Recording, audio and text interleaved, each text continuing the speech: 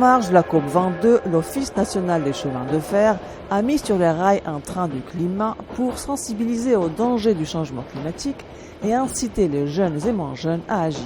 Donc le train du climat, c'est un train pas comme les autres, c'est un train dont l'objectif c'est d'informer, sensibiliser, ouvrir un débat au sujet des changements climatiques, que ce soit à l'échelle internationale ou au niveau régional d'Afrique et le Maroc.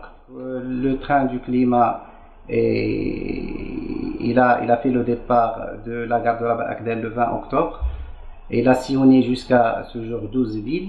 De nombreux moyens par jour pour chaque ville, c'était entre 1000 et 1500 visiteurs. Ça concerne à la fois les scolaires, et les groupes scolaires et le grand public. Bienvenue sur le train du climat. Notre train se compose en fait de 8 voitures, dont 3 qui sont réservées à l'exposition scientifique. C'est-à-dire que ces 3 voitures, ils vont suivre une logique, une chronologie. C'est-à-dire que la voiture 1, elle va parler un petit peu sur le passé du climat. La deuxième voiture, elle va traiter l'actuel du climat, c'est-à-dire ce qu'on vit actuellement en termes de changement climatique.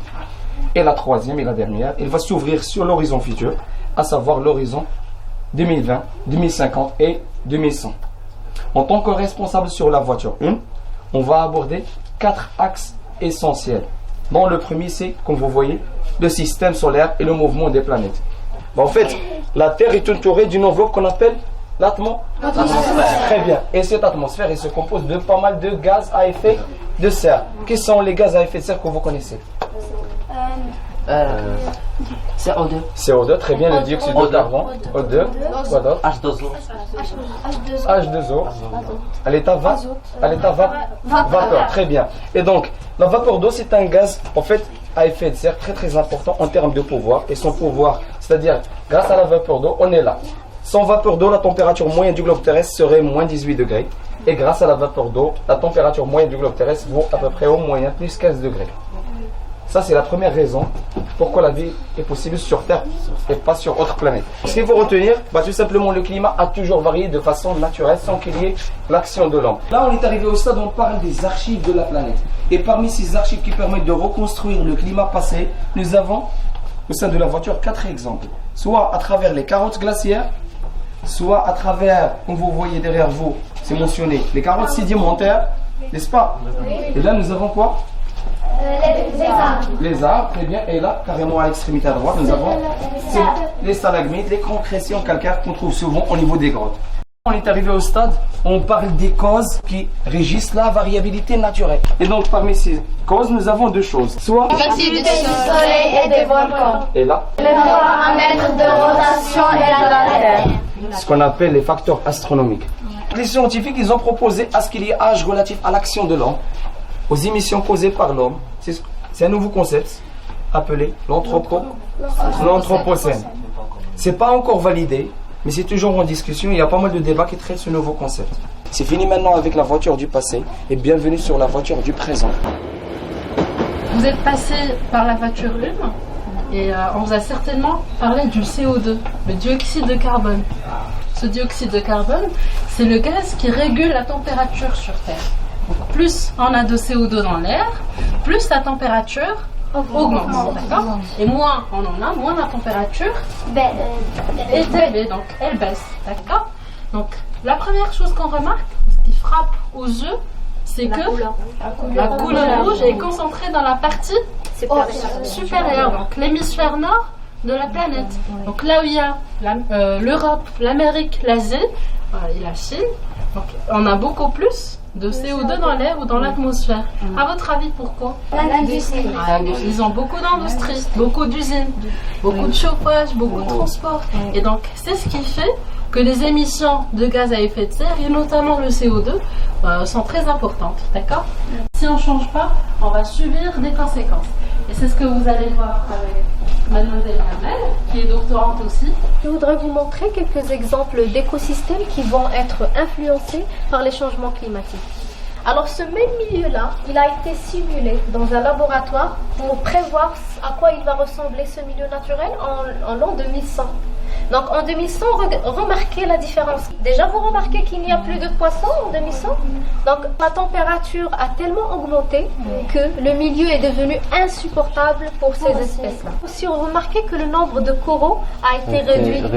Donc il y a seulement les plus résistants qui ont cette capacité de s'adapter aux nouvelles conditions du milieu qui restent dans ces conditions-là. D'accord? Donc ça, c'est un petit échantillon, c'est un petit aquarium. Alors vous imaginez un peu la situation dans les océans du monde. Ça va ressembler à un désert aquatique. C'est la voiture des solutions. Donc vous avez certainement vu les impacts du changement climatique sur notre Terre. On est là pour vous remonter le moral en vous proposant des solutions et des leviers d'action. D'accord? Donc, mais avant tout, il faut savoir que ces gaz à effet de serre, ils sont invisibles. Donc on ne peut pas les voir, ils sont invisibles. Donc d'où cette vidéo en fait, où on a essayé de représenter, d'accord, on a essayé de représenter ces gaz à effet de serre sous forme de ballons. Donc on a essayé de les concrétiser. Ils ne sont pas vraiment comme ça, mais c'est un exemple. Donc ici, tous ces ballons-là, donc ce sont les émissions en une journée. Donc là, on est en train de parler et les industries, les usines sont en train d'émettre toute cette quantité. Donc cette quantité-là, si vous voyez ce bâtiment, en fait, c'est le bâtiment des Nations Unies. Imaginons que ce bâtiment, on peut le remplir en une demi-seconde. Une demi-seconde, c'est rempli. Et cette gigantesque montagne, en fait, c'est les émissions en une journée est évaluée à 107 millions de tonnes par jour. Donc 107 millions de tonnes par jour. Imaginons sur une longue période, sur une année, sur 20 ans, 100 ans. D'accord? Donc c'est vraiment énorme. Donc on doit agir.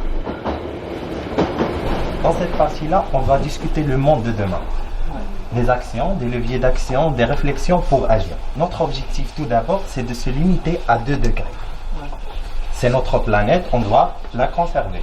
Donc, on a plusieurs secteurs pour agir. On a par exemple l'eau, le bâtiment, la gouvernance, l'énergie, le transport, l'équité, etc. Je vais commencer par l'eau.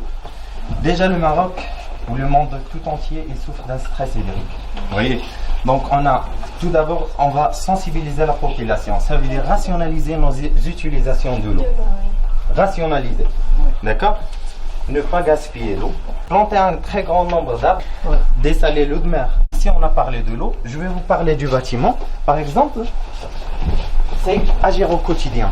Ça veut dire quoi agir au quotidien? Ça veut dire des idées pour économiser notre consommation d'électricité quotidienne. Ça veut dire par exemple éteindre les lumières, utiliser des LED et un truc très important, c'est ne pas laisser les équipements en veille. Les veilleuses. Parce que c'est estimé, ils consomment plus que 20% dans notre facture. Intégrer le changement climatique à la conception de bâtiments. En plus, développer la planification urbaine, investir dans l'isolation, c'est-à-dire c'est pas oublier les briques, mais investir dans les maisons isothermiques, etc., les vitrages, etc. Ici, on a parlé de bâtiments, je vais vous parler de l'énergie. On doit remplacer les usines qui produisent de l'énergie, qui produisent de l'électricité à base de l'énergie fossile par des usines qui produisent de l'énergie à base de l'énergie propre. Ça veut dire l'énergie éolienne et l'énergie solaire. Vous voyez, donc développer les chauffe-eau d'eau solaire à usage domestique, pourquoi pas. Je vais vous parler de gouvernance. Donc mettre en place des politiques climatiques, ça veut dire mettre en place des lois pour punir les gens qui polluent plus, etc., des taxes. Vous voyez, rediriger vers les flux financiers, vers les technologies à bas carbone, ça veut dire investir dans les technologies nouvelles, ça veut dire les énergies renouvelables. Ici, on a parlé de gouvernance, on va parler du transport. On doit favoriser le transport public et le transport collectif. Ça veut dire utiliser les trains, les trams, les bus, le covoiturage, pourquoi pas. Si on a le même chemin, pourquoi pas le covoiturage. Donc le transport public, c'est intéressant. Sensibiliser la population à l'usage du vélo, renforcer l'efficacité énergétique des automobiles, ça veut dire utiliser des voitures électriques, mais ça nécessite des infrastructures, etc. Donc voilà. Améliorer le transport des marchandises, aussi ça rentre dans les camions électriques, etc. Ici on a parlé de transport, je vais vous parler comme d'un dernier secteur de l'agriculture, créer des nouvelles variétés et adapter les cultures au changement climatique. Optimiser la fertilisation et l'irrigation, ça veut dire la goutte à goutte et la fertilisation, ça veut dire les produits bio. Favoriser les semis directs de l'agroécologie et puis développer l'agroforesterie.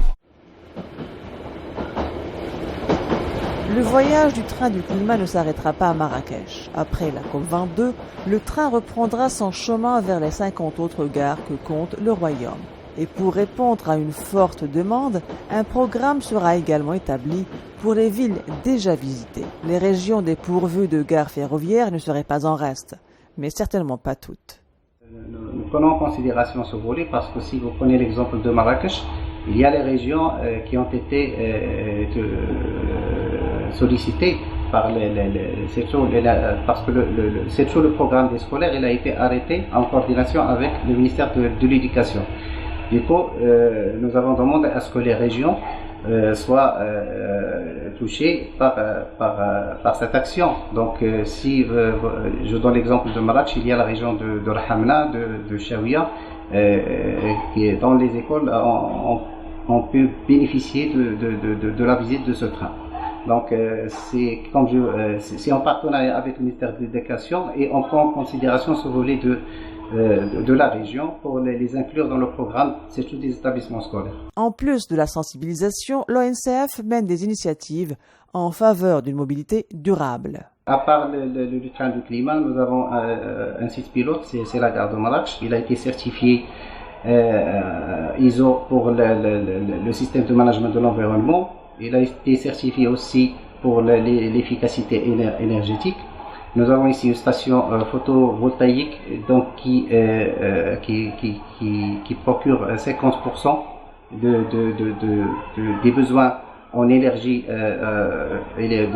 électrique de la gare. Donc c'est un site pilote et ça va être généralisé sur les autres gares par la suite.